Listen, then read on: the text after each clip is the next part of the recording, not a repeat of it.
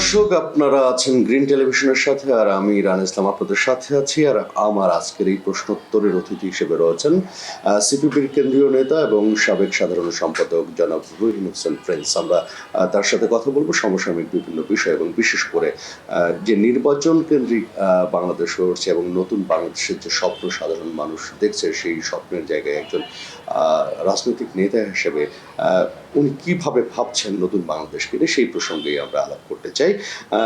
রহিম Hossain Prince, কেমন আছেন আপনি? জি জি, ধন্যবাদ আপনাকে। আছি, ব্যক্তিগতভাবে ভালো আছি। দেশের অবস্থা তো কম বেশি আমরা সবাই জানি। সেই জানার জায়গা থেকে যদি প্রশ্ন করি, আসলে কতটা শঙ্কা, কতটা আশঙ্কা, কতটা সম্ভাবনা এবং স্বপ্নের মধ্যে দিয়ে সময়গুলো যাচ্ছে আপনার? দেখুন, ঠিক যে মুহূর্তে আমি আপনার সাথে কথা বলছি, এটা হচ্ছে মুক্তিযুদ্ধের মহান বিজয়ের মাস। সুতরাং আমরা এই দেশের জনগণ আমরা হারতে জানি না। বিজয় অর্জিত হয়, হ্যাঁ, অনেক সময় হয়তো যে লক্ষ্য থেকে বিজয় অর্জিত হয় সেটা যথাযথভাবে রক্ষা করা যায় না। সুতরাং এ ধরনের বিজয়ের আকাঙ্ক্ষা, উল্লাস এবং শঙ্কা নিয়েই আমাদের পথযাত্রা চলছে। বিশেষ করে এখন তো আমরা একটা গণতন্ত্রের পথযাত্রার জন্যে নির্বাচন, একটা যাতে দ্রুততম সময়ে জাতীয় সংসদ নির্বাচন হয় এবং জনগণের প্রত্যক্ষ ভোটে নির্বাচিত সংসদদের মাধ্যমেই দেশ পরিচালনা করা যায়, আমরা সেই পথে হাঁটার চেষ্টা করছি। হ্যাঁ, সেই পথে হাঁটার ক্ষেত্রে এখনো পর্যন্ত কিছু সংকট যে নাই তা বলবো না। বিশেষ করে মানুষের মনে এখনো পর্যন্ত খুব সুনির্দিষ্টভাবে তারা নিশ্চিত হতে পারছে না যে যে টাইম ফ্রেমের কথা আমাদের নির্বাচন কমিশন বা সরকার বলেছে ওই সময় হবে কিনা। কিন্তু আমি ব্যক্তিগতভাবে মনে করি ওই সময় নির্বাচন হতেই হবে, কারণ সেটা না হলে গণতন্ত্রের পথে যাত্রা নানা কারণে আরো ব্যাহত হবে। কিন্তু যারা সংকটটা দেখছেন বা আশঙ্কা প্রকাশ করছেন, তারা কি নেহাতি মানে আশঙ্কায় আছেন, নাকি আসলে সেই আশঙ্কার জায়গায়ও কোনো বিষয় রয়েছে যেগুলো আসলে ধরার প্রয়োজনীয়তা রয়েছে? না, একটা তো ধরুন, আমরা বিশেষ করে একটা কর্তৃত্ববাদী স্বৈরাচারী শাসকদের হাত থেকে মুক্তি অর্জন করেই অন্তর্বর্তীকালীন সরকারকে নিয়ে যাত্রাপথে চলছি। তো সেই জায়গায় তো এ ধরনের নির্বাচনের ক্ষেত্রে কোনো শঙ্কা থাকার কথা ছিল না। মানুষের মধ্যে এক ধরনের উচ্ছ্বাস থাকার কথা ছিল। কিন্তু আমার খুব ছোট্ট বিবেচনায় যদি এটা বলি যে অন্তর্বর্তীকালীন সরকার নিজে সেটা ব্যর্থ হয়েছে মানুষের সেই আকাঙ্ক্ষাটা পূরণ করতে। আমি নির্বাচনের আকাঙ্ক্ষাটা বলছি। আমরা অনেকদিন ধরে বলে আসছিলাম যে মানুষের মধ্যে ধোঁয়াশায় রাখার দরকার নাই, সুনির্দিষ্ট করে ফেলেন নির্বাচনের তারিখটা, সুনির্দিষ্ট করে ফেলেন। মানুষ ভয় পায় কোথায়? যে একটা ভালো পরিবেশ থাকবে কিনা, বিশেষ করে আইন শৃঙ্খলার বিষয়। তা কেন আইন শৃঙ্খলা পরিস্থিতি উন্নয়নের জন্য জিরো টলারেন্সের দিকে আগাবেন না, সেটা এখনো আসে নাই। সুতরাং মানুষের মধ্যে ওই সংখ্যাটা রয়ে গেছে। আর নির্বাচন কমিশন সাম্প্রতিক সময়ে তারা কতগুলো সুনির্দিষ্ট কথা বলেছে, এটা ঠিক, কিন্তু তারা আরো আগে থেকে যে পুরো নির্বাচন ব্যবস্থার একটু আমূল সংস্কার করে জনগণ সবাই ভোটে দাঁড়ানো এবং ভোট দেওয়ার সমঅধিকারটা যদি রাজনৈতিক দল এবং অন্যদেরকে ইনভলভমেন্ট করে সামনে আনতে পারত, তাহলে আমার ধারণা এই সংখ্যাটা এত থাকতো না। এই যে আপনি বলছেন যে সম অধিকার, ভোট দেবার সম অধিকার নিশ্চিত করা, আপনি কতটা আসলে আশাবাদী হচ্ছেন যে আমরা যদি ধরেই নিই যে ফেব্রুয়ারির প্রথমার্ধে নির্বাচন, সেই নির্বাচনে আসলে কতটা সম অধিকার পাবে, বিশেষ করে সাধারণ মানুষ তার ভোটাধিকার প্রয়োগ করার ক্ষেত্রে কতটা তার নিজের অধিকার ফিরে পাবে বলে মনে করছেন? হ্যাঁ, আমি দুটি কথা বলেছি, ভোটে দাঁড়ানো এবং ভোট দেওয়ার সমঅধিকার। ভোট দেওয়ার সমঅধিকার নিয়ে আলোচনা হয়, কিন্তু ভোটে দাঁড়ানোর সমঅধিকার নিয়ে আলোচনা হয় না। আমি প্রথমে সে ব্যাপারে একটু ছোট্ট করে বলি। দেখেন, এখনকার যে কেউ বলতে পারে কেন ভোটে তো সবাই দাঁড়াইতেই পারে, মানে নিয়ম অনুযায়ী। কিন্তু আপনি বলেন, আপনার যদি পর্যাপ্ত টাকা না থাকে, একজন ভালো মানুষ কি ভোটে দাঁড়াইতে পারবে? পারবে না। আমি অন্যগুলো বাদ দিলাম, আমি একটু পরে সেটা আসবো। তা আমরা এই জন্য বলেছিলাম ভোটে দাঁড়ানোর এবং ভোট দেওয়ার সমঅধিকার চাই। আমার বিবেচনায় সেটা এখনো পর্যন্ত অর্জিত হয়নি, যার জন্যে আমরা শুধু এই আমলে না, অনেকদিন ধরে লড়াই করে আসছি যে পুরো নির্বাচন ব্যবস্থার একটু আমূল সংস্কার করতে হবে। তার জন্য আমরা বলি যে নির্বাচনকে যে অন্তত পক্ষে কতকগুলো বিষয় থেকে মুক্ত করতে হবে। তার মধ্যে আমি 1, 2, 3, 4 করে ছোট করে যদি বলি, একটা হচ্ছে টাকার খেলা। কারণ আপনি জানেন টাকা ছাড়া কিন্তু নির্বাচন করা যায় না। দেখবেন অতীত দিনে এটা ছিল, আমাদের একটা দাবি ছিল যে নির্বাচনে দাঁড়ানোর জন্য জামানতের টাকার পরিমাণ খুবই কমাতে হবে, কিন্তু এইবার তারা 20,000 থেকে 50,000 বাড়িয়ে দিয়েছে। আমাদের দাবি ছিল ওনারা যে ভোটে দাঁড়ানোর জন্য আইনিভাবে যে খরচের কথা বলে কমিয়ে নিয়ে আসতে হবে, এবার কিন্তু তারা বাড়িয়ে দিয়েছে, যেটা আমাদের আশা আকাঙ্ক্ষা ছিল না। আমরা বলেছিলাম যে নির্বাচনে দাঁড়ানোর পরে প্রচার প্রকাণ্ডার দায়িত্ব যদি নির্বাচন কমিশন নিয়ে নেয়, তাহলে কিন্তু টাকার খেলাটা বন্ধ হয়ে যাবে, কঠোরভাবে যদি দমন করতে পারে। তারা সেটা করলো না, তাহলে টাকার খেলা থাকছে। পেশি শক্তি, আপনি দেখেন মব সন্ত্রাস এখন অব্যাহত আছে। আমাদের যে লুট হওয়া অস্ত্র, জঙ্গিরা যারা জেল থেকে বেরিয়ে গেছে এখনো পর্যন্ত সব উদ্ধার হয়নি। এখন সরকারও বলে অন্য জায়গা থেকে নাকি অস্ত্র মাঝে মধ্যে আসছে, পাওয়া যায়, বা দেশেও নাকি কারখানা আছে। সুতরাং সেই পেশি শক্তি, এই দাপটগুলো আছে, ভয়ের রাজত্ব, এটা কিন্তু এখনো দূর হয়নি। এই যে মব সন্ত্রাস, তার মধ্যে ভয়ের রাজত্ব আছে। আপনি দেখবেন নির্বাচনে একটা সমঅধিকারের জন্য একটা বড় ব্যাপার হচ্ছে যে যার যার ধর্ম সে পালন করব, যে নির্বাচনে ধর্মের ব্যবহার থাকবে না। কিন্তু আপনি দেখবেন এইবার ধর্মের ব্যবহার ব্যাপকভাবে চলছে, সেটা যদি বন্ধ না করা যায় নির্বাচন সংকটে পড়বে।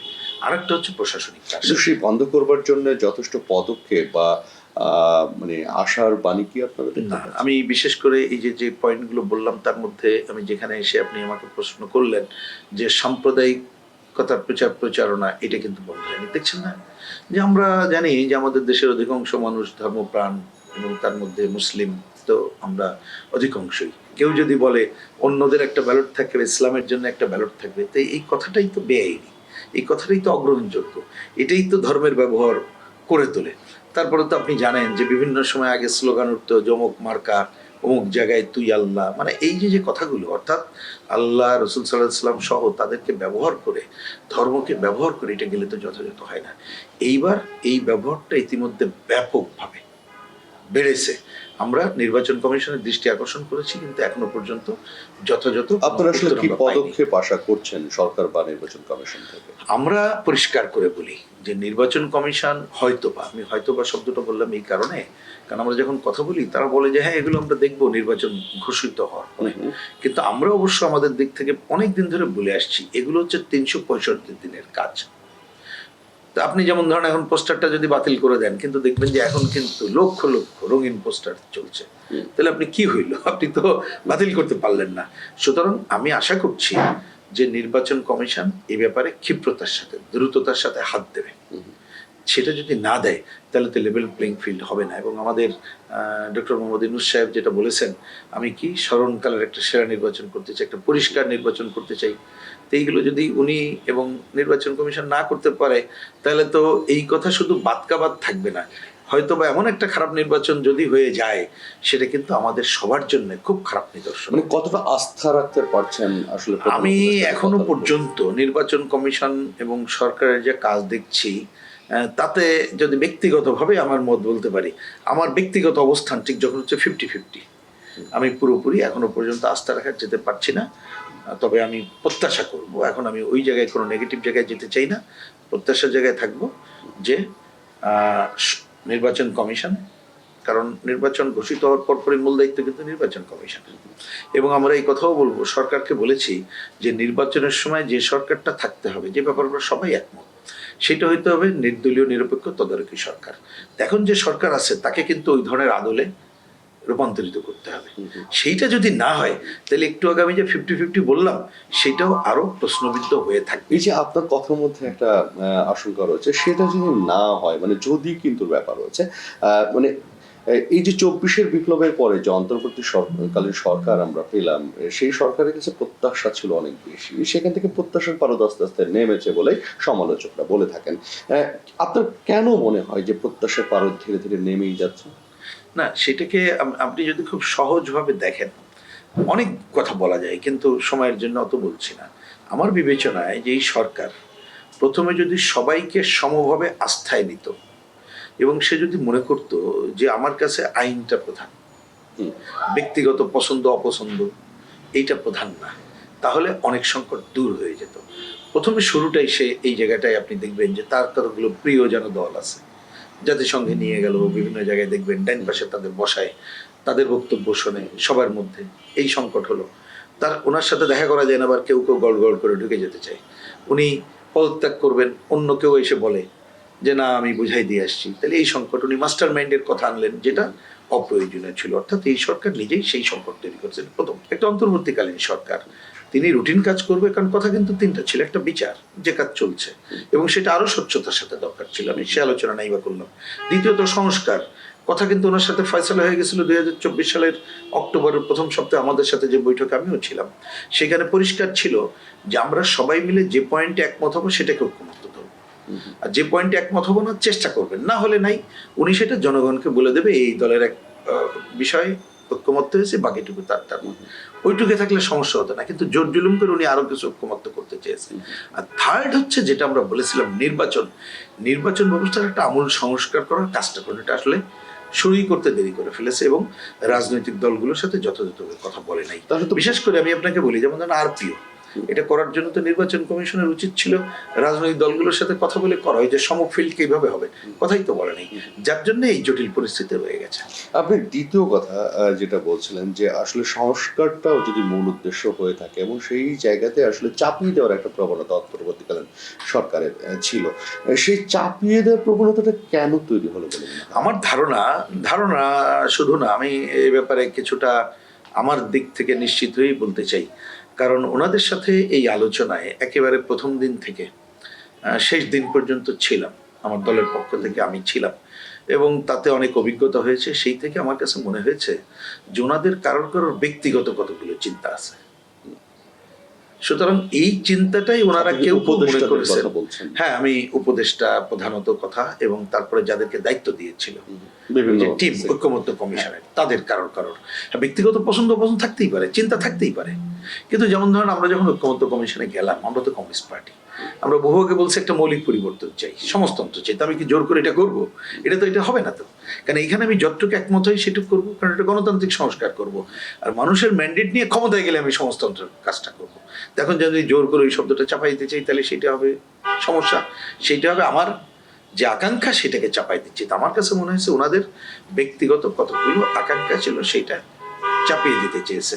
এবং সেক্ষেত্রে আমরা খুবই কি বলবো, দুঃখের সাথে বলতে চাই, আমাদের প্রধান উপদেষ্টা, তিনি তো 2006, 7, 8 ওই সময় মনে আছে নোবেল পাওয়ার পরে দেশে এসেছিলেন, ওনার আকাঙ্ক্ষা ব্যক্ত করেছিলেন, অনির্বাচনের তিনি একটা রাজনৈতিক দল করতে চেয়েছিলেন, ওনার কতগুলো ব্যক্তিগত চাওয়া পাওয়া ছিল, পরে তো উনি কুইট করে চলে গেছেন। তো সুতরাং আমরা কিন্তু ওনাকে বলেছিলাম যে আপনার ব্যক্তিগত পছন্দ থাকতে পারে, কিন্তু চাপাই তো দিতে পারেন না। বরঞ্চ আপনি চাইলে আপনি নিজেই আবার রাজনীতি করেন, মাঠে আসেন, নির্বাচিত হন, নির্বাচিত হয়ে তারপর আপনি একটা বাস্তবায়ন করেন। আমার মনে হয়েছে ওনারা মনে করেছেন এই একটা সুযোগ, এই সুযোগে নিজস্ব কতগুলো মত আমরা এখানে দিতে পারি কিনা। এটা একটা আরেকটা সাথেও আছে, যে বললাম ওনাদের ক্লোজ কিছু দল আছে, সেই দলের মন রক্ষাটা অনেক সময় প্রধান হয়ে গেছে। কিন্তু সেটাকে আমি বলি যে এইটা ওনারা চিন্তা না করে একটা নির্ভুল অবস্থান যদি নিত, যেন আমি যাদের সাথে বসেছি তাদের ঐক্যমত্যের ভিত্তিতে করলাম, আর তোমরা যার যার মত যেটা আছে বলো, নির্বাচিত হয়ে তোমাদের কাজটা করো। ব্যক্তিগতভাবে আমার মত তখন আমি সমর্থন করবো, কোনো অসুবিধা ছিল না।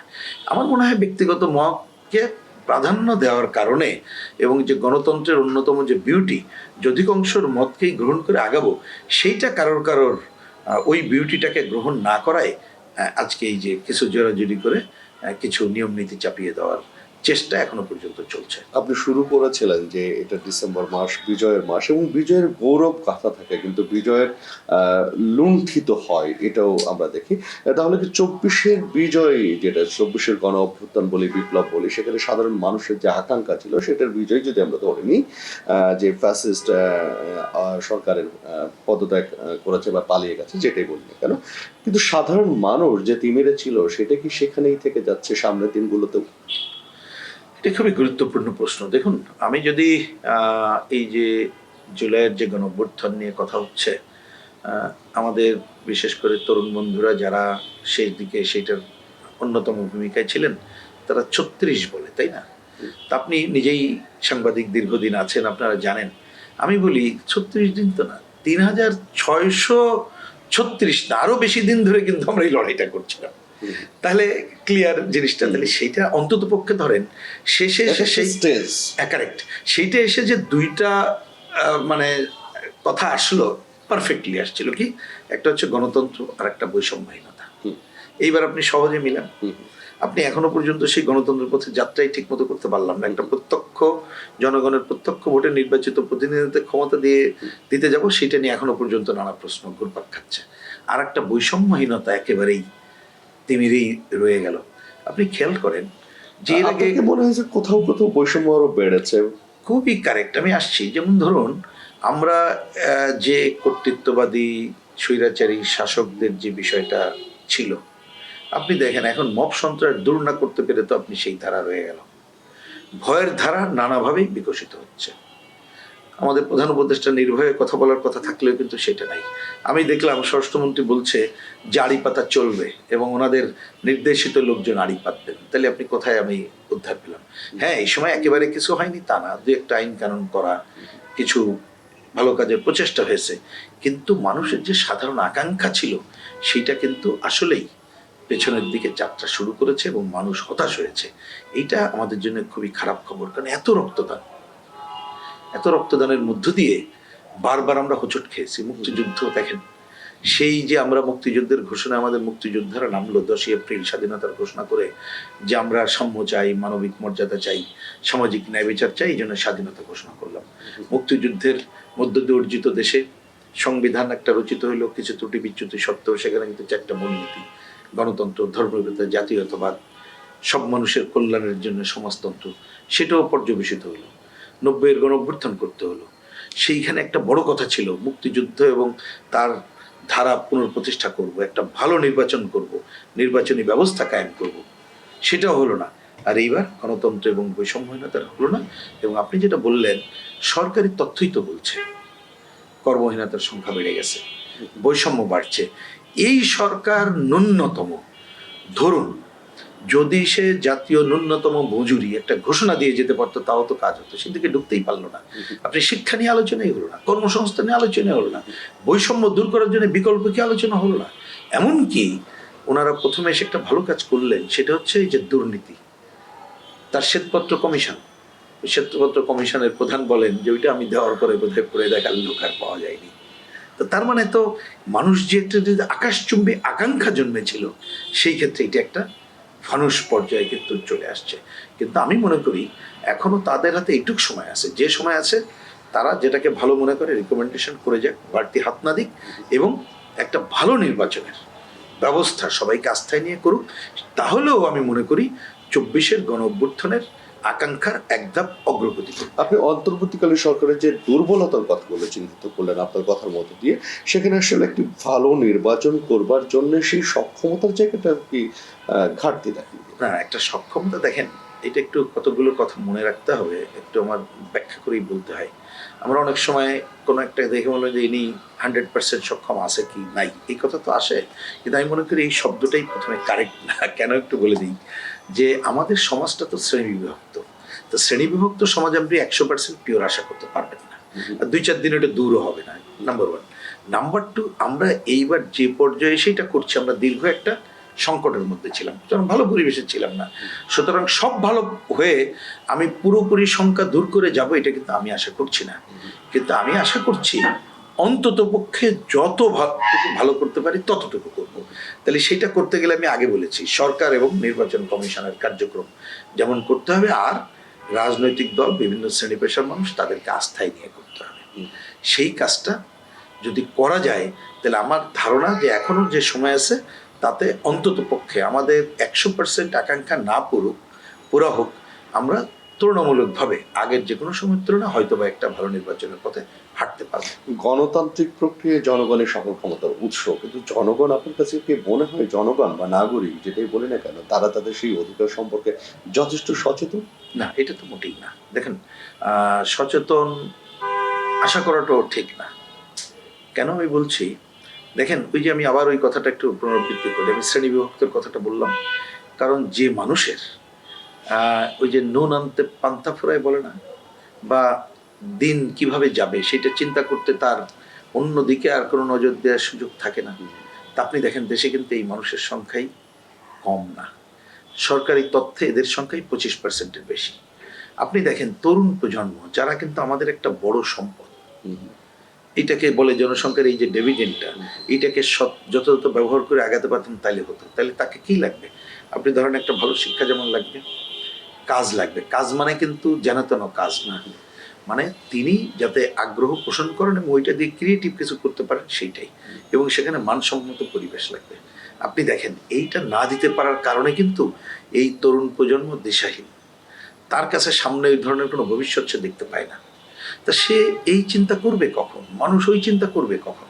সুতরাং আর আমরাও নানা সময় এমন এমন কথা নিয়ে আসি, নন ইস্যুকে ইস্যু করা, যথাযথ আলোচনা না করা, একটা গণতান্ত্রিক পরিবেশ না থাকা, এইসব কারণে এই মানুষের মধ্যে যথাযথভাবে সচেতনতা গড়ে ওঠে নাই। যার জন্য আমরা যখন কথাটা বলি রাজনৈতিক দল হিসাবে, আমরা বলি কিন্তু এটা যে মানুষকে সচেতন এবং সংগঠিত করতে হবে। তা আপনি দেখেন সচেতন এবং সংগঠিত করার ক্ষেত্রে নানা জটিলতা আছে। ধরেন যারা একেবারে ক্ষমতাশ্রয়ী রাজনৈতিক দল, সে তো মানুষকে সচেতন সংগঠিত করবে ভোট দাও তাই বলে। আবার যারা ভোটের বাইরেও মানুষের অংশগ্রহণ নিশ্চিত করে তারা গণতন্ত্রের পথে হাঁটতে চায়, তারা কিন্তু চাইবে যে মানুষের মধ্যে অন্যান্য বিভিন্ন পরিস্থিতি কি, সেক্ষেত্রে করণীয় কি, এই বিষয়গুলো তাকে উইনভার করে আনতে। তা সেইটার জন্য সময় লাগবে। কিন্তু আমি মনে করি ওই যে বললাম যে ন্যূনতম ভালো নির্বাচনের পথে হাঁটতে পারলেও এই মানুষকেও আপনি কিন্তু আরো বেশি সচেতন মানুষ হিসাবে গড়ে তুলতে পারবেন। সেইটাও আমাদের একটা অন্যতম কাজ। আমি প্রসঙ্গক্রমে বলি, কারণ আপনি যে পয়েন্টটা বললেন অন্যতম গুরুত্বপূর্ণ। যেমন আমরা সমাজের মৌলিক পরিবর্তনের যে কাজটা বলি, তার মধ্যে একটা পয়েন্ট কি আছে জানেন? জনগণের অংশগ্রহণ নিশ্চিত করা। যেমন বোঝার জন্য আমরা স্বচ্ছতা, জবাবদিহিতার কথা বলি, আমরা দুইটা কথা বলি কিন্তু থামি না। আমরা আর একটা বলি যে সর্বক্ষেত্রে জনগণের অংশগ্রহণ নিশ্চিত করতে হবে। আমি একটা ছোট্ট উদাহরণ দিই, এই পয়েন্ট হয়তো বেড়ে যাচ্ছে তবুও। ধরুন কোনো একটা প্রজেক্ট কোথাও যদি কাজ করতে চাই, উন্নয়নের জন্য তো লাগবে। এখন কথার কথা, ওই প্রজেক্ট করার আগে আমরা যদি ওই অঞ্চলের মানুষকে নিয়ে একটু উন্মুক্ত বৈঠক করি এবং বলি যে তোমার এই অঞ্চলে কথার কথা এই ব্যাপারটা করতে চাই, তোমাদের মত দাও, দেখেন সে কিন্তু ইনভলভ হতে পারবে। তাহলে ইনভলভ হতো, সচেতন হতো, সে কিন্তু বলতেও পারতো। আবার প্রজেক্ট কি হচ্ছে না হচ্ছে এটা দেখভালের ব্যাপারেও তাকেও যদি ইনভলভ করতে পারতাম, তাহলে তার সচেতনতা গ্রো করতো। তো এই সচেতনতার মধ্য দিয়ে ধরুন একজন হাই অফিসিয়াল, তিনি তো যখন প্রজেক্ট করেন তার অভিজ্ঞতার আলোকে কিন্তু পরবর্তী প্রজেক্টটা নেন ভালো মন্দ বিবেচনা করে, কিন্তু এই ভালো মন্দ থেকে যায় একজনের মাথায়। কিন্তু স্থানীয় মানুষকে যদি ইনভলভ করতে পারি, তাহলে এই মানুষ কিন্তু ইনভলভ হতে পারবে।